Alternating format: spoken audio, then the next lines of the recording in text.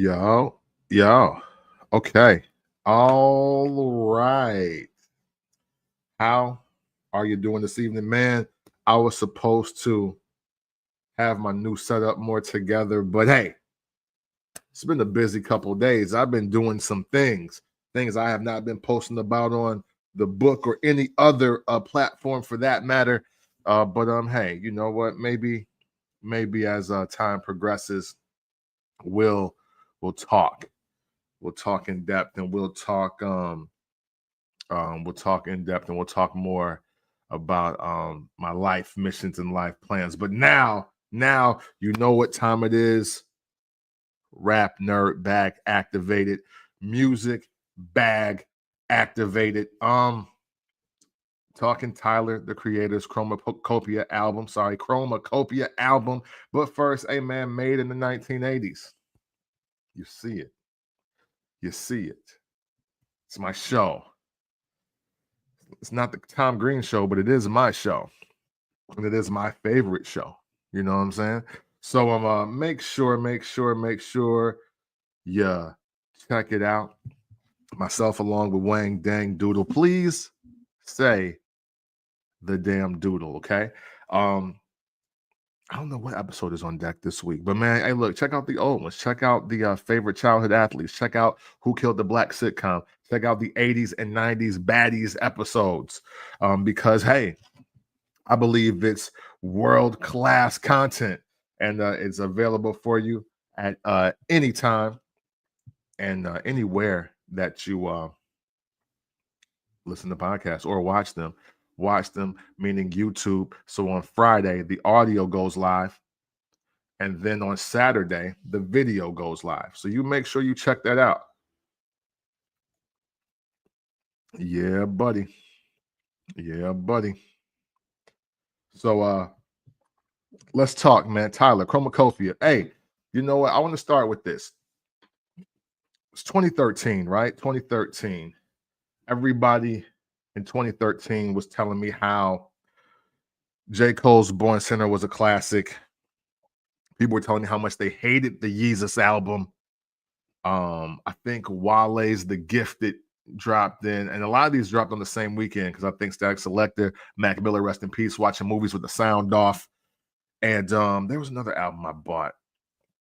There was another one I bought for sure. But I can't remember. And by the time we got to, I think it was July or August, maybe August, September, because I waited till the fall. In 2013, I was saying, hey, man, not for nothing. I think Tyler might have dropped the best album of the year, rap wise, with Wolf. And I was kind of dismissed, maybe laughed off the internet. You know, I kind of think a lot of that rhetoric, it might have been perceived as me trying to be contrarian. It may have been perceived as me trying to be a person that was just trying to be different. But no, because I also really liked the Yeezus album. And I listened to songs from that album randomly today. And yeah, I still like 6 or 7 songs off of that album. The Yeezus album is not that bad. If you are a stickler for traditional rap music, then I can see why you don't like it. And coincidentally, that's how I feel about Tyler's music. If you are looking for traditional rap records, if you are looking for the status quo as far as hip hop creation is concerned, then you probably don't like Tyler as much as you should. However, on the flip side, if you like the shockwave, if you will, if you like the disruption of the system, if you like the bottleneck or the cog that turns the gears a little different, if you're looking for different sounds and different just approaches to just music, then dare I say, you probably love Tyler's music. And Chromacopia, I think, is just the culmination of that. I don't I forgot who posted this. But in hindsight, I absolutely agree with this, right? It was a post from a gentleman. He was saying, you know, Casanat isn't any better or worse than he was when he first started, and like Kevin Hart isn't funnier than when he first started. They've just perfected what they're doing. And I think Tyler the Creator has definitely perfected what he does. You know, we're a long way from Yonkers, but I think when we got to the Wolf album has just been reproduced, and it's been re-engineered, and it's been recultivated, and it just keeps getting better. And in the aspect of it getting better, he made a couple detours, but then circle right back around. And now you got Chromacopia, which is it's a masterful version of the Wolf album to me.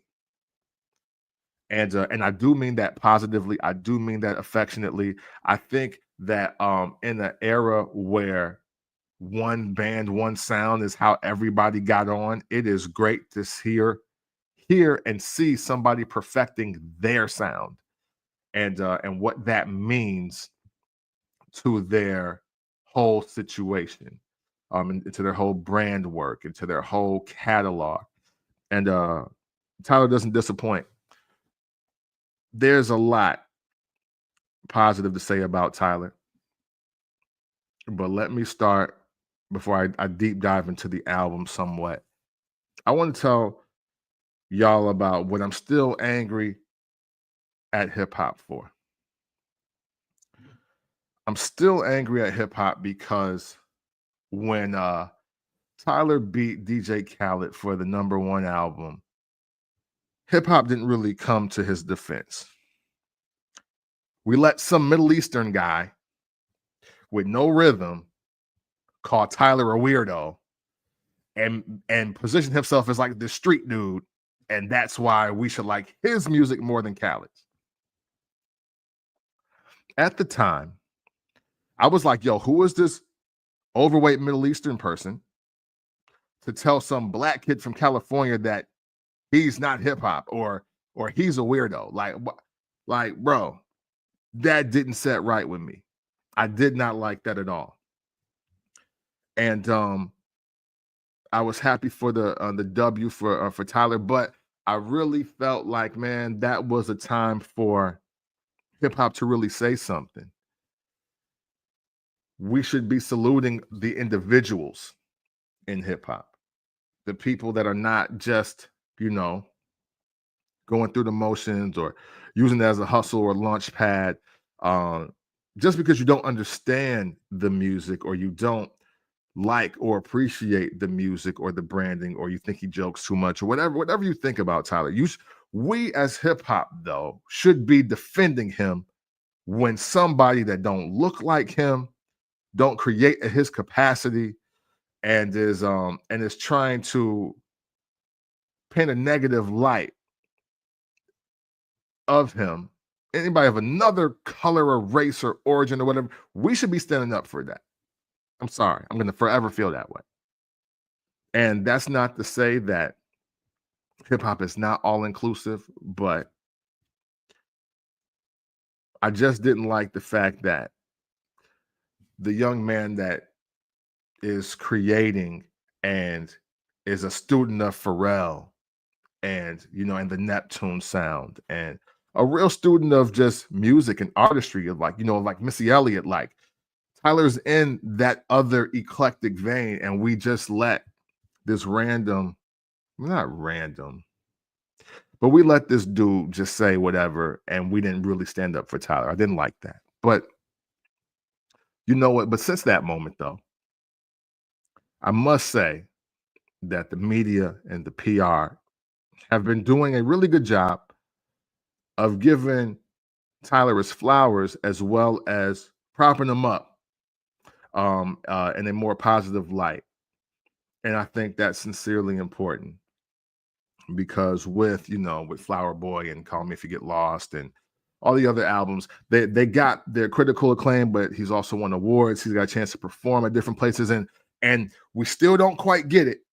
At least the people in the award shows, they don't. But I mean, the young guy is a hell of a creative, a hell of a creator. And hey man, his art is uncanny, man. His art is uncanny. West Side Gun, Tyler the Creator, Missy Elliott, ODB, Biz Markie. I got them like he's in that class, and everybody in that class is great.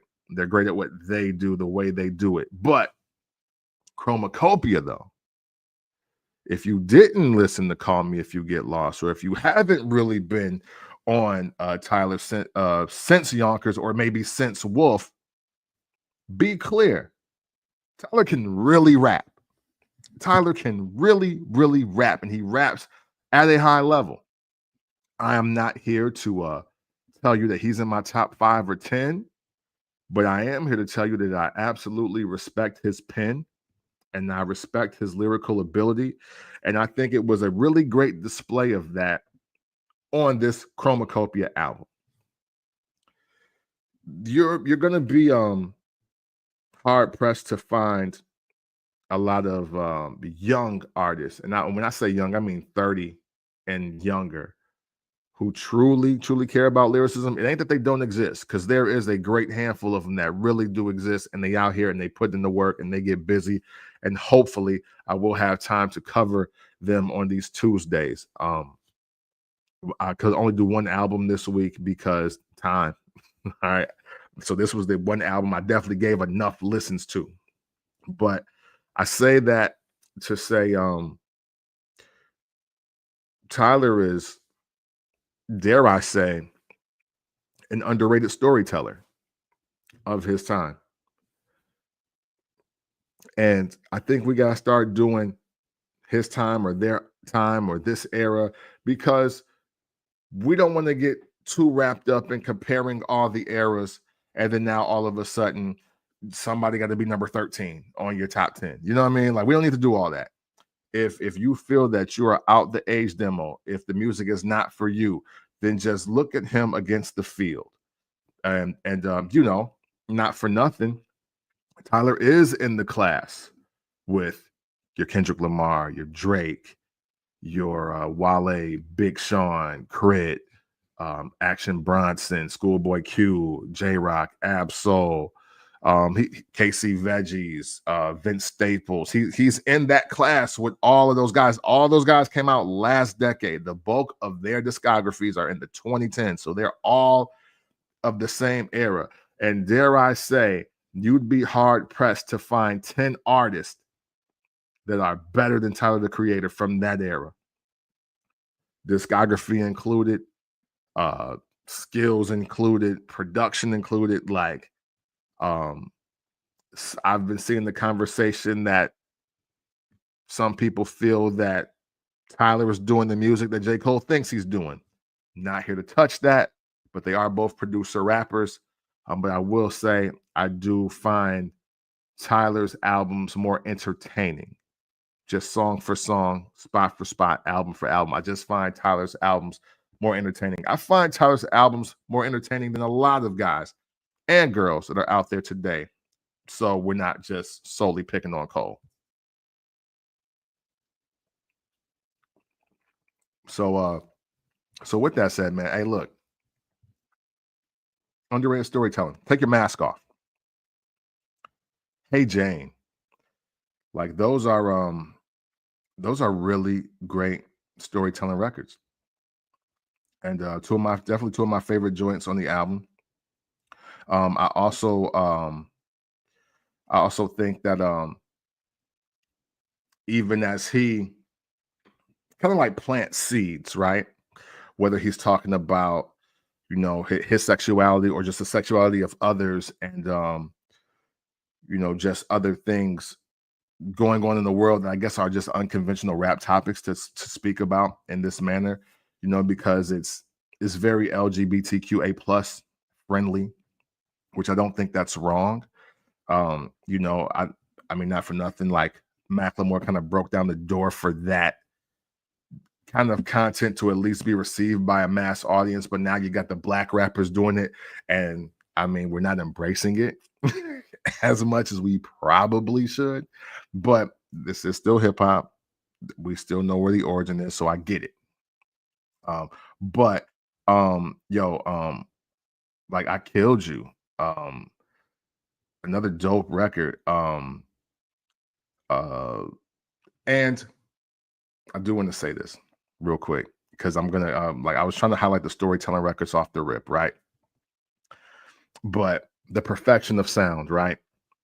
So I've always said that I feel the best work that Frank Ocean does is when Tyler is in the studio with him.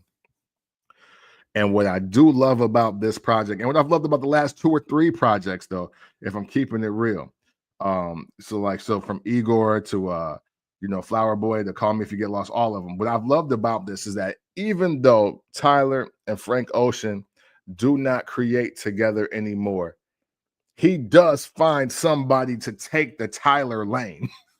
Like somebody's taking the Tyler lane and doing that sound.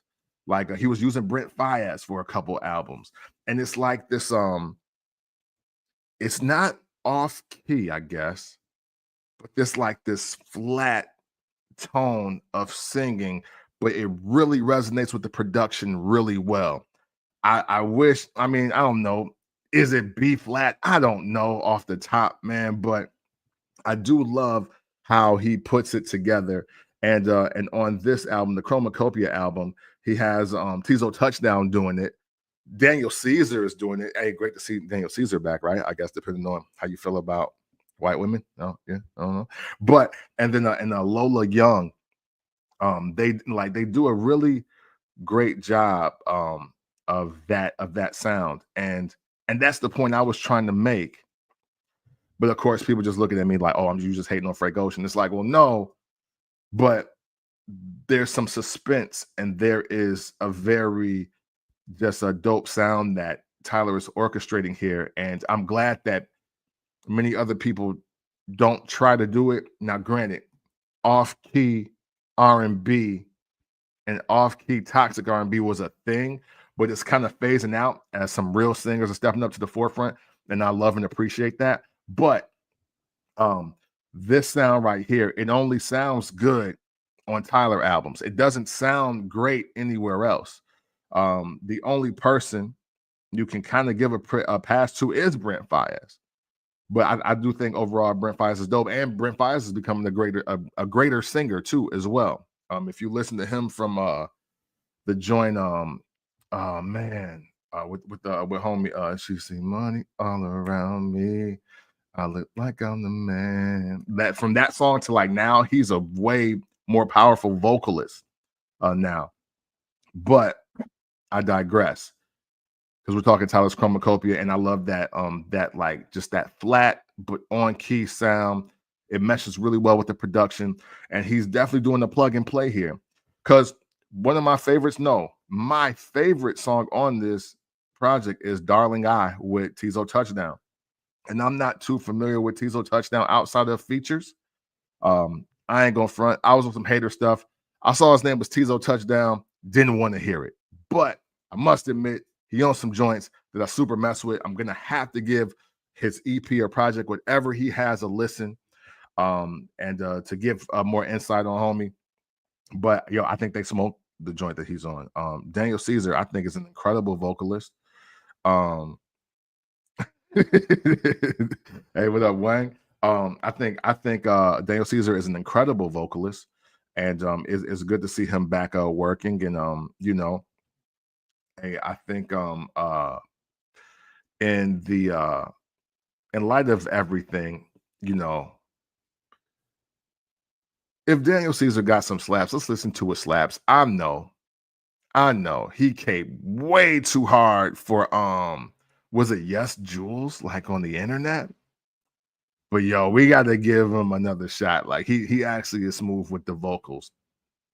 And he's also on Take Your Mask Off, which is like my second or third favorite joint on this project as well. Um, like him, featuring Lola Young. I like this joint. It's one of those joints that I'm not gonna say I wasn't trying to like it, but it's I just couldn't turn it off. And that's usually a good sign.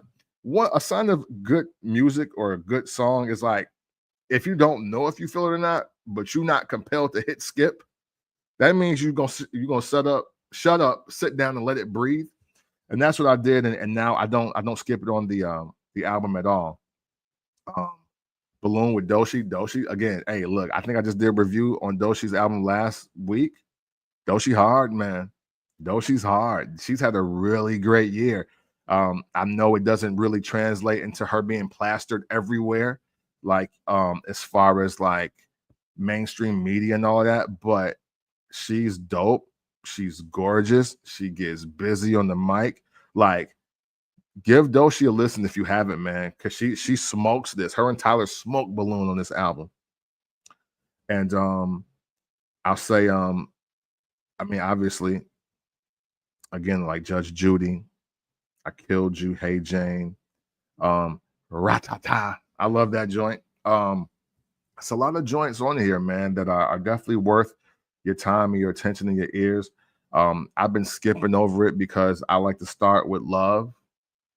But Sticky, not for me, dog. Just not for me. And I think Glorilla is dope. I spoke glowingly about her album. Um, y'all know Wayne get busy. I'm not on the Wayne hate train. I've just never been the biggest fan in the first place. Sexy Red has to step it up. She has to step it up. Um, I'm not sure who her team is. And it's not that she's not successful because she's reaching success, but it's very important that she's around all these great artists, that some great artist stuff needs to start happening for her. It just needs to. Um, yeah, I just didn't like Sticky. I just didn't like Sticky. Thought I Was Dead is cool. I love Schoolboy Q, but this is a cool joint. Him and Tyler have done better, and unfortunately that's the bar. I do think that overall Schoolboy Q and Tyler the Creator make really dope records together. But this I don't think this is in the top 3. I don't think it's in the top 3. I think they're joined on Wolf. I think they're joined on Oxymoron, and I think one that was on a mixtape are just superior records than the one that they got on CHROMAKOPIA. But it's not to say that it's not dope. But you know, it just they didn't necessarily raise the bar, but they maintained the standard. It's not whack. It's definitely not whack. Overall, CHROMAKOPIA out of 5. I'm gonna go 375. I'm gonna go 375. If you give it a 4, I'm not mad. If you give it a 3, you low-key hating, because the features are dope.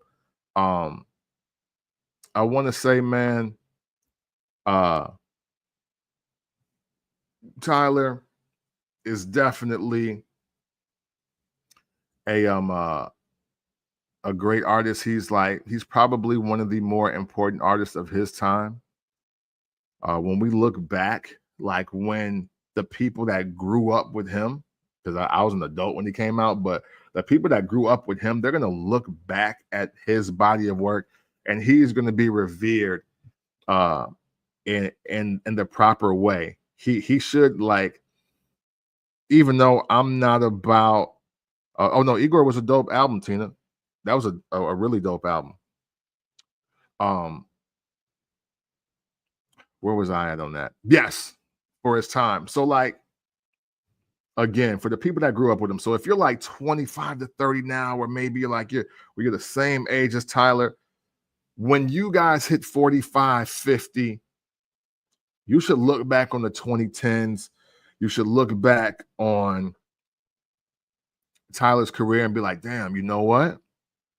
you can make an argument that he may not be in that big three, but he definitely in that top five.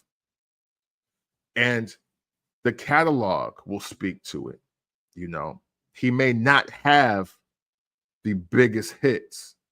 He may not have sold the most records, but he's definitely one of the best art creators for his era. And that's what's really going to matter later on, because unfortunately, a lot of the guys and girls who were moving the units at a faster rate than Tyler the Creator when 2011 was starting, they fizzled out at about 2018-19, and he's maintained one hell of a pace. And now he's built his own world. He's built his own world. The Flog Gnaw Fest is incredible. You know, that's hundreds of thousands of people coming to see something he curated, even if he's not on stage, unless, you know, you're Drake. They don't want you there at all. And Drake has just really had a rough 24 months when we think about it. But I digress. There's definitely a lot of just importance into what Tyler is doing, as far as organic growth, as far as artist development, as far as really taking the craft of creating music seriously.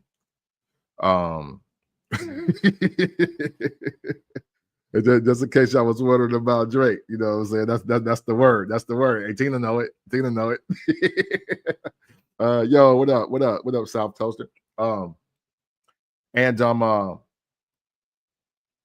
Man, his artistry is definitely going to be even more greatly appreciated as time progresses. And I think that is what is I think that's what's most important, you know, in an age where, whether you're young or old, because we're not just going to blame this on like youth. Like, a lot of people have gotten into music as a hustle. Music is the new, I work at McDonald's, like it was from my era. Like when you went out and got a job and you worked in fast food, like, no, now young people buy tablets and laptops and Pro Tools, and they just like, yo, I'm just trying to get on. I'm gonna do the song, we're gonna get on, and that's how we're gonna get money. It's refreshing to see a young person that's, you know, that cares about musicality and playing instruments and arrangements and incorporating different sounds and different textures and different just sonics to his music, and it's respected.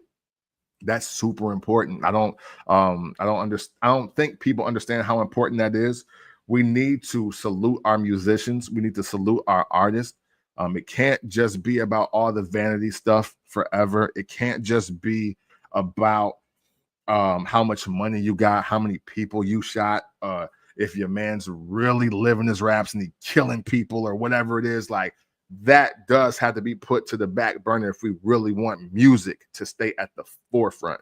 And it is great for a Tyler the Creator to exist in the same space that a Kendrick Lamar is existing right now, that a J. Cole is existing, that a Corday and a Doshi and a Glorilla and a Lotto, like, because everybody is needed, because variety is needed.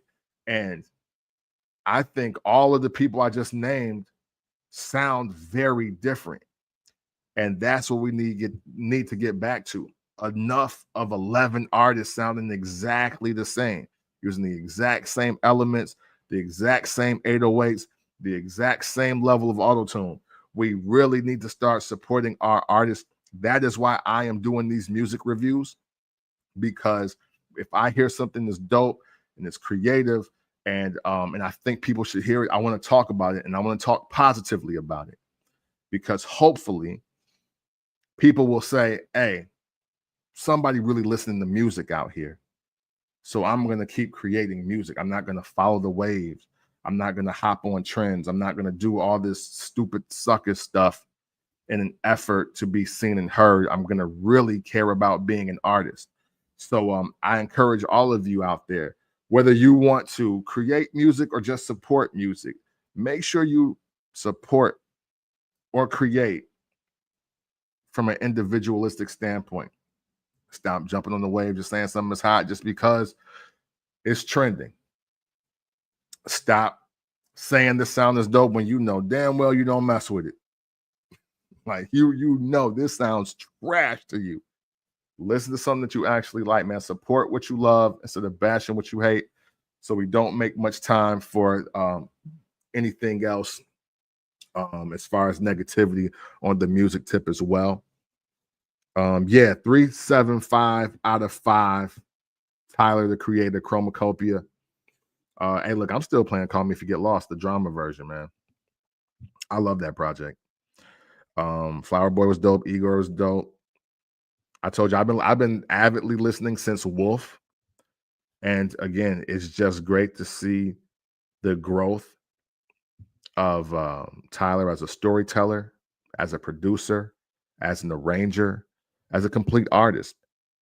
I don't know if that makes you want to go back and listen to the old music or not, but hey, look, even if you just got on the wave now, it's some good stuff out there, man. You're not too late. Keep listening, you know? Yeah, CHROMAKOPIA. Check it. That's going to do it for me. Sorry, I couldn't give y'all more than one review today. Again, we not going to half-ass it. You know what I'm saying? I'm not going to give you one cheek. Pause.